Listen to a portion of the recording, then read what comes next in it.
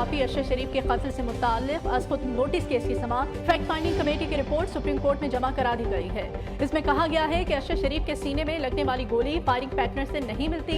एक गोली कमर के ऊपरी हिस्से में लगी, गोली गर्दन से तकरीबन 6 से 8 इंच नीचे लगी, जो सीने की जानिब बाहर निकली। इस जख्म से ये अहस करना मुश्किल नहीं कि गोली करीब से चलाई गई है। जिस जाविये से गोली चली, इसके नतीजे में गाड़ी की सीट में भी सुराख होना चाहिए था।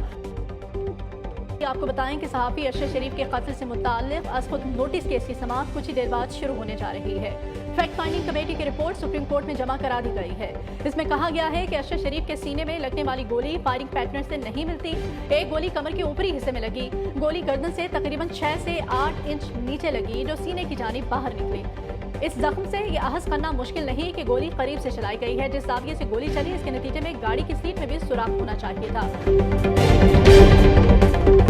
स्टार न्यूज़, जियो पाकिस्तान के लिए।